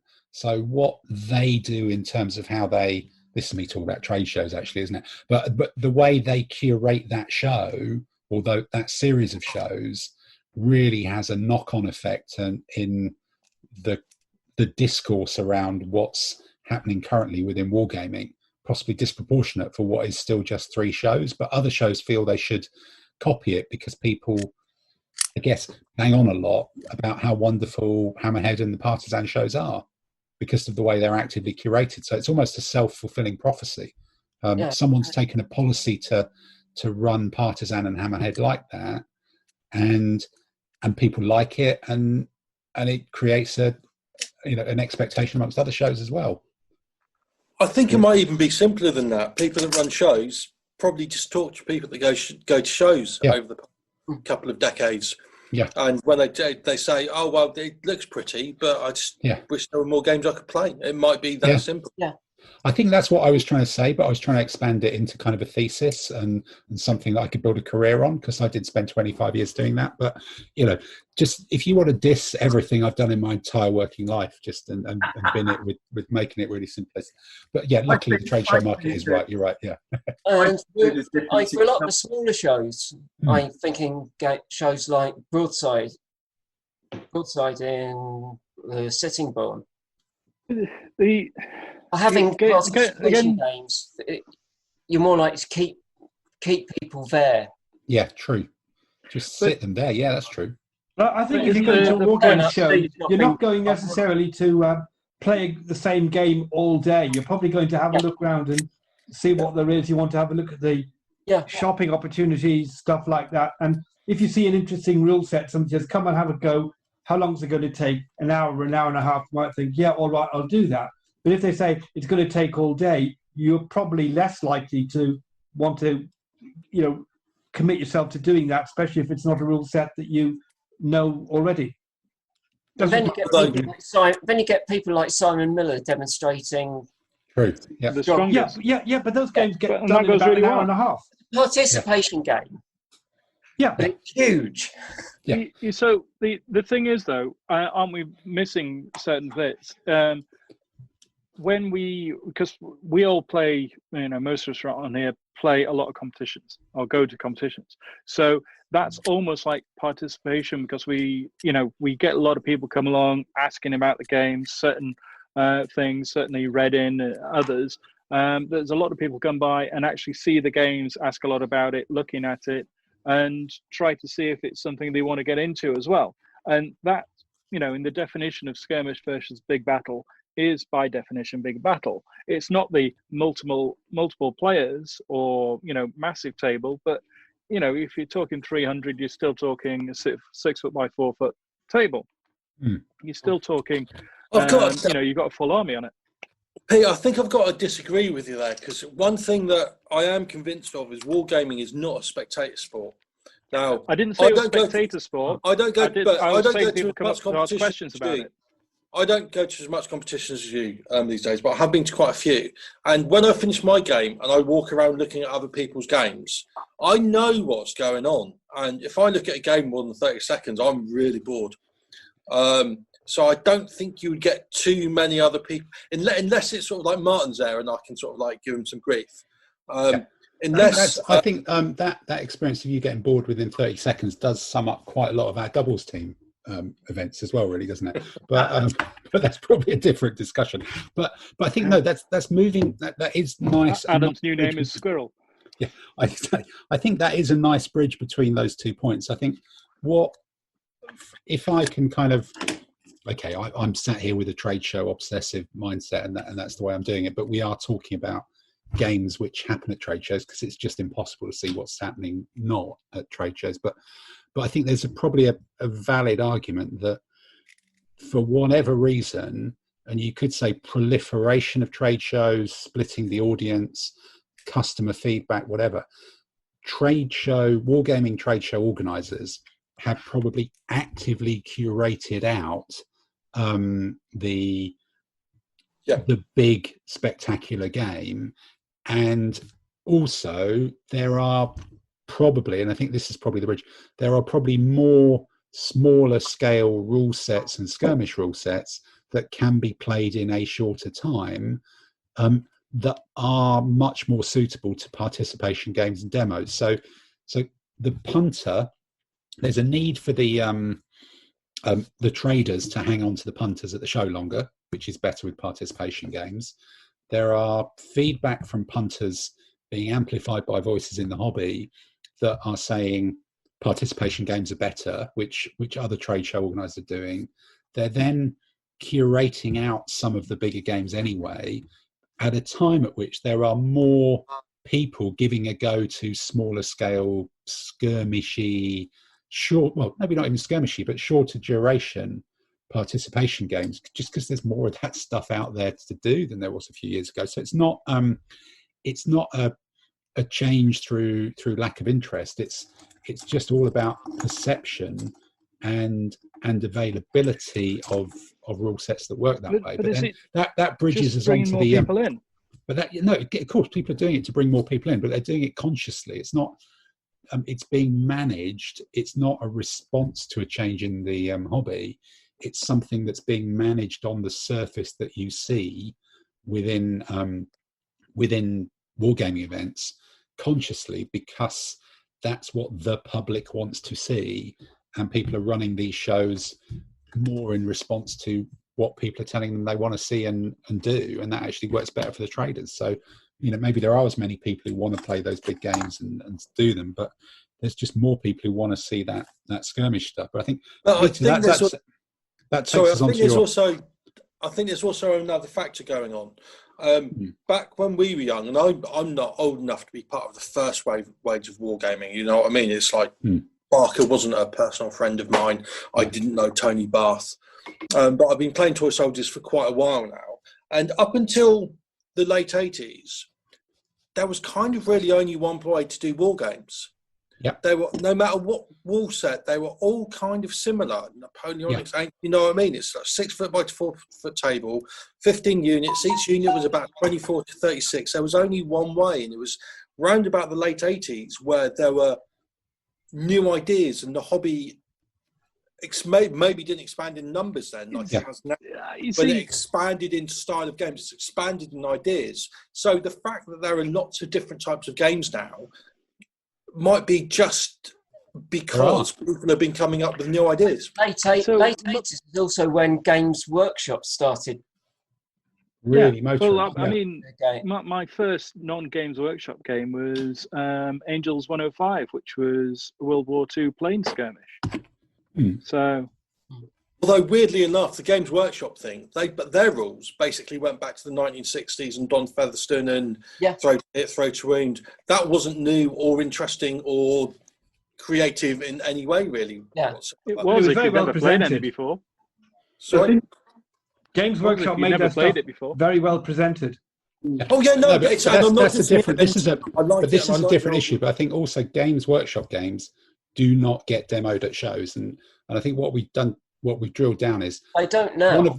One of the essence of the big game question is actually saying what gets played at shows, and what gets played at shows is what the public at shows are saying they want to do more of, and it's being actively curated by the people who are running shows. And that speed of squeezing out the big games and bringing in the smaller participation games is being accelerated by the fact there's just loads of new games coming out that are quite small scale. Because maybe there's a thing that the big game does tend to use kind of old school retro rule sets as well, possibly. Do you think there's a bit of a scale creep coming on because you've got a lot of people moved across from the whole Games Workshop thing and are used to 28mm, and that seems to fit more readily into the skirmish thing. And I've certainly seen from when I started playing Saga to some of the recent stuff, some beautiful figures, amazing figures. That the quality is amazing compared to the first stuff I saw coming through in so many different mediums. Substances that they're using to make it, but it's become almost an art form itself. Way beyond my painting capability. Let's be blunt. I think that's a really, really good question on the what's chicken and what's egg on the move to, or the growth of some of these smaller skirmish games, and are some of them coming along just because there's more 28mm figures, or are 28mm figures being created in response to people wanting to play skirmish games? Because 28mm is very much what all these skirmish style games are geared towards. Tamsin, your infamy people notwithstanding, but what do people think is kind of chicken and egg on that one? Is it games suiting what's out there, or is it the other way around? I've not contributed to this, but I've got another perspective maybe. I've always played War Games Research Group. Let's cover competition ancients games as War Games Research Group, whether it be FOG, whether it be ADLG, whatever. There's a trend through time of that, which leads into competition playing. Yeah. Which is a subculture all in itself, and that completely. Yeah. 15mm. Yeah. Because 15mm is transportable, it makes a pretty game. Then you've got a whole different strand of culture, which are people who maybe go and play in a scout hut in Oxfordshire maybe once a week, and they take their kids there, and they will tend to have 25mm, and they'll do it more as a hobby where they all play together, and they might play the same game over and over again. And I think that those are the two cultures. So the demonstration games at shows and things like that are almost a different culture to what we are. Us in Central London War Games Club is we're competition players on the whole. We sit there, we play games against each other. We do play the odd larger games and things like that. But it's the rarity that we do that. I mean, I know we do that, and there's people who know. Yeah, we play one-on-one scratch games, don't we? Yeah. But we just sit down and spend the less tournaments. We don't sit down for a year to sit down and build a colonial representation of Rorke's Drift. No, so there's strands of culture there. And as you say, Tim, with the shows, it's about having something pretty for people to look at. This is going to sound like a criticism. When I go to shows, I'll go and go, wow, that's very pretty, but there'll be a beautiful representation of Rorke's Drift with a couple of people sitting there looking after the table. Yeah. And nobody really playing a game. Yeah, you want to see stuff happen. Yeah. And I think there are different distinctive strands, and I think it's the game. Like 2 years ago, was it Salute, where I think the Essex Gamers had that big one based on the Bernard Cornwell's The Fort. And they all get dressed up in costume. No, I don't think they did for that. The only ones I've seen really dressing it, two groups I've seen dressing up in costume. People doing I think it's Blood and Plunder, the Pirates game, and there's the Boondock Saints, I think it is, who do mostly sort of colonial. Yeah, I've seen them doing that. But no, maybe though, again, one of the things that we touched on before, Dave, you said like people who can hire a shed in Oxford or have got, Tamsin, your shed down the bottom of the garden scenario. Maybe years ago, that sort of thing was only possible to put those games on at shows. And now there are just more people with facilities of their own. It might be a consequence of the greying of the hobby, that there's just more retired people with big sheds who are happy doing that my kind of American style of it all happens in my basement stuff. Can I just graying of hobbies? I've heard that before as well. No, There's more people playing toy soldiers now, vastly more people playing toy soldiers now than there were 10, 20, 30 years ago. And that's not loads of other blokes our age playing. I think it's just they're not playing the same things. no. Yeah, possibly. I mean, if you just look at the economic results of Games Workshop, I mean, really. Yeah, but even if you use an example of in the 11 years I've been here in England. When I first started going to the game shows with you guys at Derby and the very big shows, you did have a couple of the big ass, 5-6 tables, 10,000 miniatures that someone spent 5 years painting. A bunch of people would stand around, look at each other, going, "Yeah, something happened. I throw a couple of markers around, drink wine, and that was 2 days worth of gaming." That was It brilliant. looked pretty beautiful. Nothing really much happens. There has been a big shift of, I think a lot of participants, I've commented, they're very pretty, but they're utterly uninspiring as a visual war game. It's more of just a diorama. Very beautiful, impressed with the skill, but as a war gamer who's there with a credit card going, "What's the new pretty? What can I buy to play with my friends?" Doesn't really float my boat. I've seen one of the big changes, I think, is for a lot of us, and I've seen it in the competition circuit. So 10 years ago, we were all happy, many of us were very happy to play one game for 3.5 to 4 hours. You maybe got a result. Maybe if you're lucky, you get 2 games in a day. You come out utterly brain dead, really, really tired, and you do that for 2 days, and you'd pass out for the rest of the week. With the way, agree with that. with the way some of these slightly smaller games, and what I'm really referring to is not playing a 6 foot by 4 foot table, but more of the X-Wing, the ADLG, the Saga, the more 4x3 table. You can get 3 to 4 games in a day.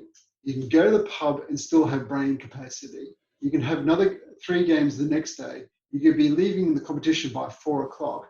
You can still go see your boyfriend, girlfriend, mistress, or whoever, and still have some of the weekend. And I think a lot of us are now starting to realize, why am I playing a game for 3.5 to 4 hours where I can get a result similar to in a 2.5 hour game? I can then buy twice as many toy soldiers because you can then play more games, and life is all good. And also, I just think as one last point, we're talking about the graying of the hobby. Ancient war gamers are graying, but that is a byproduct, I think, of you tend to get back into ancients when you're a certain age. When we went up to the British Board Games Expo up in Birmingham a few years ago, it was really, really re-enlightening and fascinating and really good to see. We all thought, us wargamers, us historical wargamers, are a big demographic of the wargaming gaming community. We got pulled back into our box on. We're just not, are we? Over to the, Litigious corner of the. So I think for that competition, we had Field of Glory, we had ADLG, we had Fogger. I think, Maybe one other game. I think between the 4 competitions, we maybe had, let's be generous, 250 people. Oh no, it's probably 120. It was half that. There was between 250 and 500 people just playing X-Wing. I think there was 2,000 playing X-Wing. It was something insane. There was literally. I was going to be saying about Birmingham because I've been up to the expo there several years, and you've even got the Pokemon ones who are televised. In one, doing their battle. Then you've got, as you say, the X-Wing one takes up a fantastic space and everything else, and it's great to see. Well, I think you've hit the nail on the head. It's more the time-based. It's not so much skirmish or even big battle. It's getting to a conclusion in that sort of magic window of a couple of hours, so you can play several games in a day we play ADLG because, as Dave was saying earlier, it fits into 15 mil, fits into a box, and we're a commuter club. You can play a game in an evening. Yeah, can play in a game in the evening after work. Most of us don't drive there. You go in after work, you play the game, you move on. Every so often we do a big game when we've got a bank holiday or something. But a lot of other people have got more space, cars, the garage thing. But the drive certainly seems to be that you can get a game to a conclusion. That sort of, like, as you say, that diorama thing seems to be a thing of the past. So I think it's more that if you can get a larger game still happening, and I think this is where Flames of War changed theirs a little bit to sort of speed up and get more to the point on some of their rules, because their rules started getting a bit more esoteric. They saw that as a pitch as well. So it's not so much skirmish versus big battles. It's more people want to actually get to a conclusion, get stuff done. Yeah. I wonder if social media's got something to play on this. In that, I think we're all pretty much in agreement that punters at a show want to participate quite often, and also there's a general trend about people want to play shorter games that resolve, and with more choice, that wish to play shorter games that resolve is being met. When 10, 15 years ago, I think that was your point, Adam, 20 years ago, there was only one way to play war games, and that was 6x4, 3.5 hours, bosh, that's it, in every period. So what's happened in games at demo games and participation games at shows is what's actually happened with wargaming, in that a need that the wargaming public have that they weren't able to articulate before, because there wasn't social media for everyone to go, oh bloody hell, that's actually a bit dull, I'd rather get this shit over with, or there's a lot of boring games at that that particular convention or something. That's actually got out there, and people have started listening to the audience, and they've started curating shows and the games at shows, and they've also started developing games because it's a bigger industry and people are better at commercializing this, and there's more opportunities through the internet as well. So actually, people are, not everybody. So maybe they're, it's not necessarily that the big game thing has necessarily died off, but the hobby is bigger, and that part of it hasn't grown, and it's been actively managed out of the place where it was seen before. So the perception of the decline of it is actually much greater than the real decline. It's just taking place in retired people's sheds, instead of taking place at shows, because people running shows have got more choice, and they're actually able to hear from their consumers, their visitors now, and then curate the experience. A lot of the war games that we play, the rule sets we play, we can scale them up and have scaled them up. True. ADLG, you scale up to 300 points. We've done a couple which we've scaled up much further. Simon's with the ADLR, I'm sure it can do it. King of the Battlefield, several of you have played that over a bank holiday. And even Saga, I know we've scaled that up to have, say, multiple war bands on the table at the same time. So it's almost like there's the flexibility, because you can share the stuff over email, you can set it up a lot more easily than you did previously, where you'd turn up and get a briefing on it and everything else. It's that much more flexible, and that's the adaptability. So it's actually it's easier to plan those sorts of big games, but it's easier to do them in the kind of privacy of your own home, and it's just become harder to persuade a show organizer to let them do it, because the punters doesn't want that. The punters' attitude has changed, and the punters have got a platform to put that voice across. So, okay. I've got another perspective as well. There's another perspective here that what we do is we create, so let's take this to a semantic level, we create a language which we all understand. Now, we have all invested time and effort to adopt what I would call a WRG, which is probably a very outmoded system of language, which is the WRG Ancients one, where you need to have read certain books, you need to do some research for yourself. Whereas people nowadays, they just want to pick up the Games Workshop mechanism, where the whole language is there, set down in front of them in one in a few books, and they all speak the same language. They all understand the same rule sets, the mechanisms, the troop types. They don't, it's a bit more easy to pick up and go for. Yeah. No, I can see that. I think that's still another sort of a different way of articulating that thing about people have got a voice now. The consumer has got a voice, and people are listening to it. And just because there's a bigger hobby, that's actually maybe, my God, we're talking about an upside to social media here. That's really quite frightening, isn't it? As a channel for people to talk about it. And I suspect with the time cracking on, I think at that point, we've had a fairly discursive discussion, which is what we're aiming for.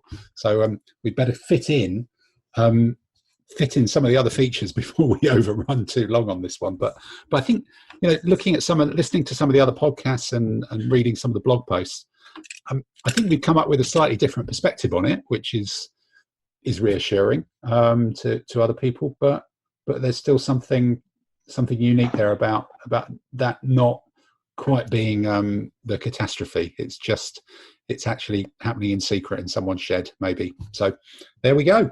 It's just an evolution, I'm sure in a few years' time we'll all get bored of skirmishes and all go, you know what, 2 meter wide tables, only way to go. I've got to get that 3.5 hour game in. Let's do it. Right, and in terms of let's do it, I think the next thing that we do need to get back to that will never die in popularity is French deep house techno disco. Hit it.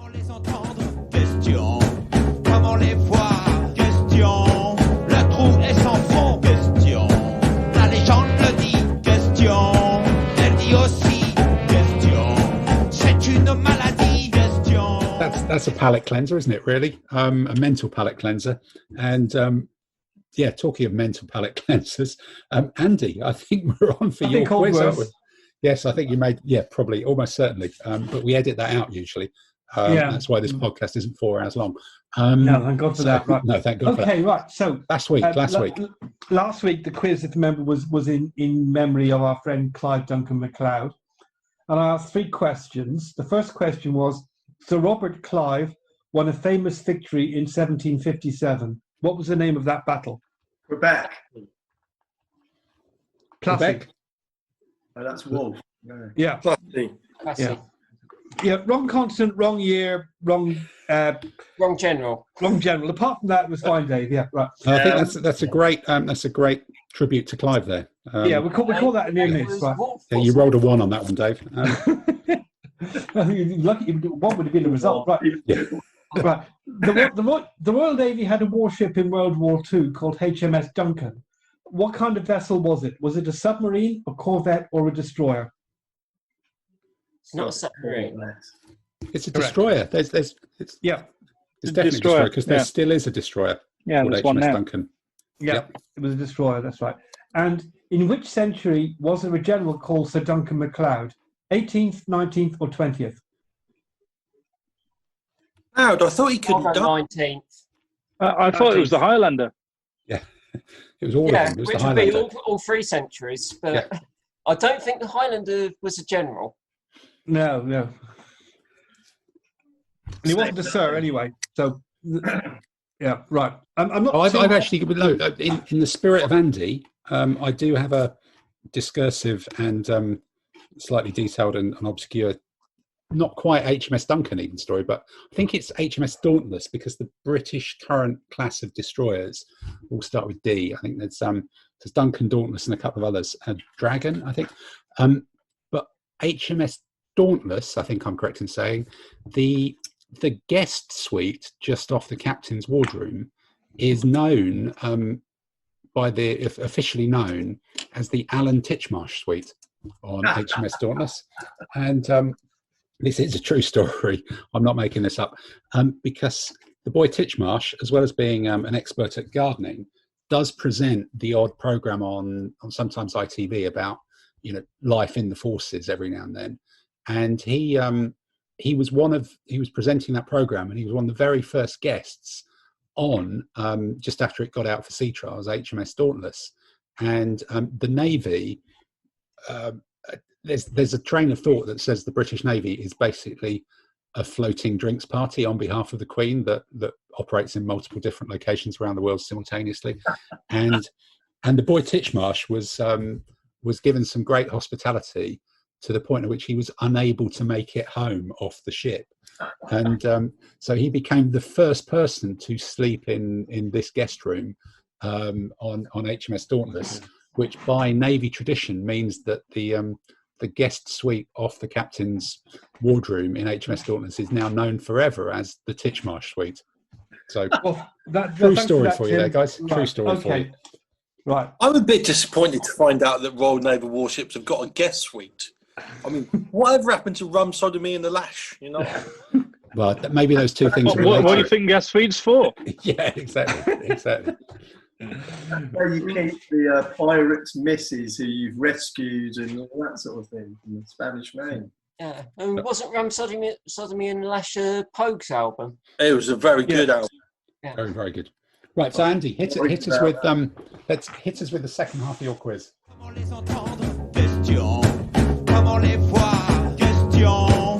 Le trou est sans fond? Question. La légende le dit? Question. Elle dit aussi? Question. C'est une maladie? Question. Right. Okay. Second part of the quiz for this week. Its questions are: oh, what a lovely war! Because we just had the memorial of the Armistice Day last week.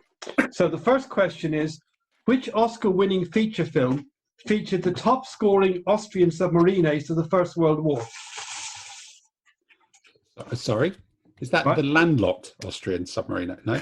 No. They actually had a coast and they had some And submarines. Tim, you do know the answer. It's one you will have heard of this movie, right?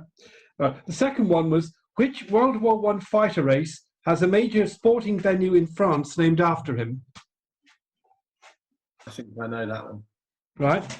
And the third one is: which German commander in 1918 did not surrender until he found out about the end of the war from a captured newspaper? Hey, three proper Andy level obscure armistice related questions. I think that's and several of them were even set in France, so it's even tied in with the incoming music. Les entendre? Question. Comment les voir? Question. Le trou est sans fond? Question. La légende le dit? Question. Elle dit aussi? Question. C'est une maladie? Question. Oh, right. Well, disco is in the past. The armistice is in the past. Disco is in the past, and soon this podcast will be in the past. So let's quickly rattle round the screen and see what's on the painting table for this week. So, Mr. Saunders, you in your near Stygian darkness now. What's coming up for you this week? What Heraclian purchasing? heavy cavalry, 4 bases of, and the last regiment of the Württembergers, which everybody's probably bought it, tears of. And then who knows what? Who knows what after that? It's a week of deciding what you're going to be doing next. It's going to be gaming this week. I'm going to carry on playing Simon at ADLGR. Right. And we're going to carry on with Napoleonics on Sunday. Mm-hmm. Ancients and Medievals have been put on hold because we're not going to be playing any competition. So I'm going to play some other periods of history. Okay. All right. Tamsin, what about you? Now your arms are back functioning properly. Is that going to finish off those 15mm Romans and Germans? Mm. Then I've got the copperstone figures that I mentioned. I think it was last week. Yeah. That'd be good. Assassin. Okay. So small scale and then big scale. Yep. No shopping. Just you've just got enough stuff in the pipeline. I've got enough stuff in the pipeline. Right. Okay. Peter, you said you're back to stuff by, what was it, Wednesday, Thursday this week? Yeah, more like next week. But I've got, probably next week. But I've just had delivery this morning of some more contrast paints. So I wouldn't mind, when I get a break from all the rapid stuff going on, trying out a few of those. So I've got like blacks and greens to try on a few things. And if I get a break, I'm going to be ordering a few more Napoleonics. But it's try and snatch a break to relax back and do some painting. No, excellent. All right. Andy, what about you? I think you mentioned some of the stuff that you've got on the list. Now the camels are done and dusted. Yeah, I'm now doing those surplus Thracians. That'll keep me done for a little while. I've actually, while doing the podcast, finished off the Batai Empire markers. Okay, good. Look good. Yep. So that was a useful exercise this evening. So I've got, I think, 16 Thracians to paint. That'll keep me going all week. And then it's probably into the Italian micro ships. I think that the surplus Thracian tribe was one of their more vicious tribes, wasn't it? I think, were they one of the lowland tribes or the highland tribes, the old surpluses? But I don't know. They've got skirts, they've got cloaks, they've got pelter shields, pointy sticks. So there's not actually there's not even a really obscure sub-Andy level Church of England surplus joke. I'll stop that very, very quickly. No. Simon, get me out of this hole, please, of poor quality, trying to match Andy in the world of puns. What are you doing this week? So now that I've finished Renaissance for this week, until I get by some more, then maybe some shopping done, I'm actually going to be taking a break from Ancients and Renaissance for a while. Shock Whoa! I bought over the lockdown one an Osprey set of rules called Dragon Rampant. Yeah. It's a skirmish game of just sheer silliness of playing fantasy. You've got any fantasy army you want, and so there may have been some eBay involved. I think is this your 10, 12 millimeter dwarfs? No, so that's for ADLG fantasy. Oh, that's for ADLG. Right. You can never have one scale. You need to have two scales going. So I've got the 10 mil fantasy for the game that Andy is currently fermenting up, but for the Dragon Rampant, it's more of a 25 mil. Use your old Games Workshop fantasy figures. So there was an eBay accident, and I bought a bunch of the Skaven range. It's basically great big rats with fangs. So we've got vehicles, rat wheels, rats with guns, rats with big claws, rats with hoods, rats with flags. So I'm going to have some fun just painting them up just for the sheer fun of it. And saying, I might actually have a couple of 28 mil rats with cloaks carrying American footballs under their arms if you want to add some of those into the army. I've not really got a use for them anymore. I'm not sure I ever did. I've got a load of 28 mil stuff because I did all the Reaper miniature Kickstarters. So I've got absolutely buckets load of the stuff. So I could try my contrast paints on that when I sort of come down to earth. That could be a thing. That could be good. Just trying to think, what else have we got? Who else is on the list? Adam, what are you going to crack and do oil paints with a 0.2 millimeter 2 to 3 bar, or are you just going to go sod it? We're just going to spray the damn things brown. Yeah, I'm just going to spray them Dunkelgelb, which is actually my favourite colour. Because being a wargamer, you've got to love a bit of Dunkelgelb. But they're sort of like back in the queue quite a way. It's, if I do anything, and I might have a lazy week, if I do anything, I'll finish the summations and just prepping up these dations. And the only other thing I'm aiming to do now after today is buying a nail varnish holder. If Tamsin wants to tell me where I might be able to purchase. Amazon. Okay, I might actually. Oh, you get them various sizes. 3, 4, 5, 6, even 7. Layers high. I bet the boy Saunders buys his in Peter Jones though in Sloane Square. That's probably a different. Muji, much better. Muji is where you get your nail polish and your nail polish remover as well. You're paying £30 for what you can get on Amazon for a tenner. So yeah, good. I think from my point of view, I'm hoping to, I will get these little 6 mil tanks done. If my Dunkelgelb spray arrives, I might end up, and some more little tanks arrive, I might end up doing some of those and undercoating, depending on what the weather's like. I might try and do, I want to try and get a few more games online, really start to get into doing that during the daytime, trying to find a few more people to do stuff like that. There's probably a bit of turntable malarkey. And one day in the next week or two, I am going to wake up and go, I'm going to get the bloody Arabs finished. and crack on and do that, because it's. Why don't you just do them one unit at a time rather than try and get them all done at the same time? I think that's sort of what I'm drifting to, but I've got. I mean, so leave all the many. basing till the very end, but finish the painting one unit at a time. Then you say, right, I'll have one day doing all the basing, and then that's. So I think that part of makes it easier is to I've get them through. not quite worked out how I'm going to do them unit by unit. It's just.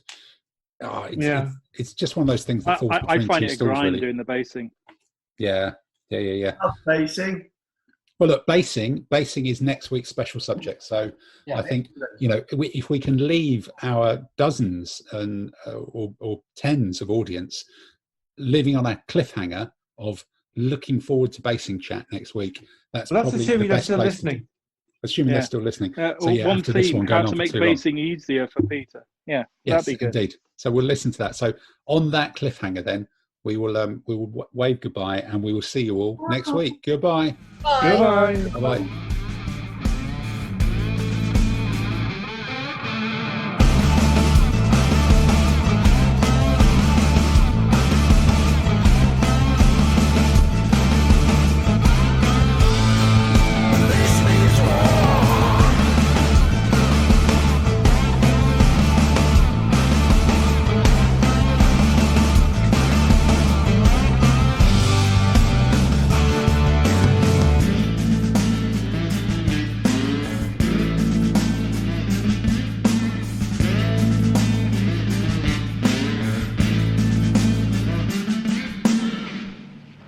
Tim, just before we move on from this segment, Yeah. I'll just say how much I enjoyed your use of the term "mug me off."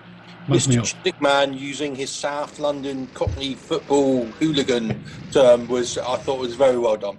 Well, look, it's a Fulham football hooligan thing, really. A bit like when Luckman mugged off the whole team with the Paneka penalty, which I'm still bitter about. Fulham football hooligan. What, the Perrier had run out at it or something?